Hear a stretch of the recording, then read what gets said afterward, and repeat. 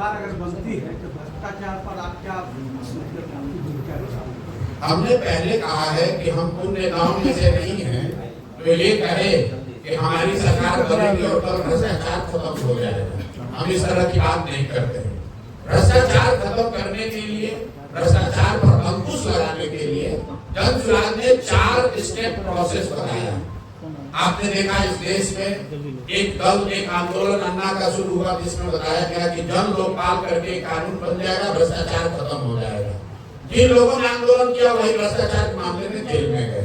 तो मैं ऐसा नहीं समझता हूँ कि कोई एक व्यक्ति या एक कोई कानून, एक कोई अधिकारी भ्रष्टाचार को रोक पाएगा।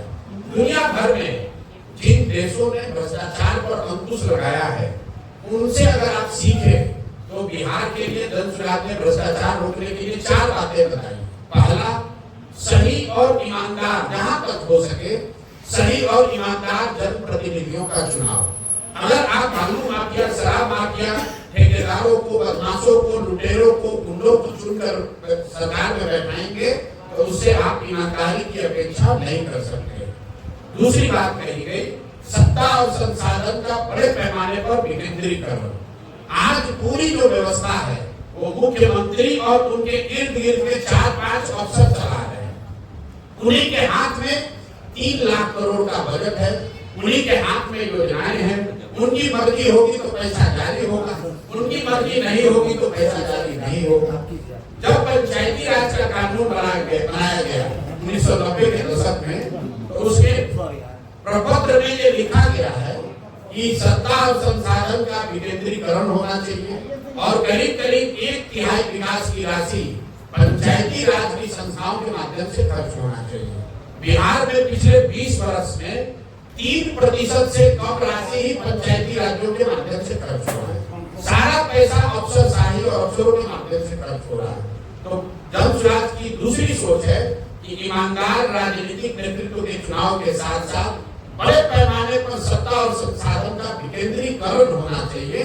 सब कुछ चीफ मिनिस्टर के ऑफिस और उसके 4 अधिकारियों के द्वारा नहीं चलाया जाना चाहिए। तीसरा स्टेप ये है, बड़े पैमाने पर जन भागीदारी। जो भी योजना चल रही है, लोगों को ये पता तो चलना चाहिए कि योजना क्या है, उनका उनमें अधिकार क्या है। लोगों को पता ही नहीं है कि भाई हमको आवास के लिए कितना पैसा मिलना चाहिए। उनको ये पता ही नहीं है कि 3 डिसमिल जमीन उनको मिलना चाहिए। भूमिहीनों को ये पता ही नहीं है।